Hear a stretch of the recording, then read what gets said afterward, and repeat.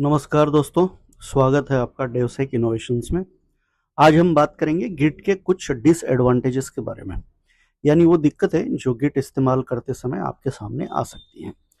तो हम सबसे पहली चुनौती जो इसमें समझ में आती है वो है स्टीप लर्निंग कर्व।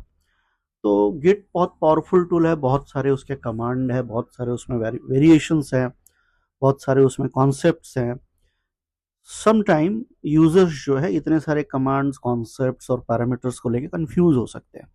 तो जो बिगिनर्स हैं उनके हो सकता है कि उनसे गलत ब्रांच पर कमिट हो जाए या मर्ज में कुछ गड़बड़ी आ जाए। अब ये जो मर्ज में गड़बड़ी होगी या कमिट में जो गड़बड़ी होगी, उससे दूसरी बड़ी दिक्कत आती है कि मर्ज कॉन्फ्लिक्ट्स की। तो अगर बड़े प्रोजेक्ट्स हैं और उसमें कोई आपकी कमिट में गड़बड़ हो जाए या मर्ज में कोई गड़बड़ हो जाए, तो आप एक मर्ज कॉन्फ्लिक्ट्स को फेस कर सकते हो और उसमें रिजॉल्व करना बहुत आसान नहीं होता है। और इतना ही नहीं, मतलब बड़े प्रोजेक्ट्स में गिट की हिस्ट्री को मैनेज करना भी कॉम्प्लेक्स हो जाता है, खासकर जब बहुत सारे ब्रांचेस हो।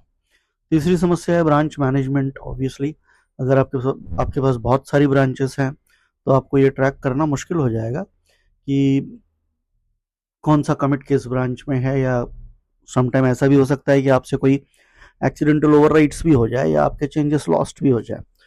और अगर कोई गलती डेवलपर जो है कोई गलती से पुराना कोड को पुश कर दे तो पूरा प्रोजेक्ट अनस्टेबल हो सकता है। चौथी चुनौती है वर्जन मिसमैचेस के बारे में या वर्जन डिस्क्रिपेंसीज के बारे में, जिसका मतलब है कि some time because of decentralised nature of Git कभी कभी कंफ्यूजन पैदा हो जाता है कि किस वर्जन को सोर्स ऑफ ट्रुथ माने। तो ये तय करना मुश्किल हो जाता है। अगर सबने लोकल चेंजेस किए हैं और सिंक नहीं किया तो वर्जन्स मिसमैच हो सकते हैं। तो गिट पावरफुल ज़रूर है, लेकिन इसे सही तरीके से इस्तेमाल करना भी उतना ज़रूरी है।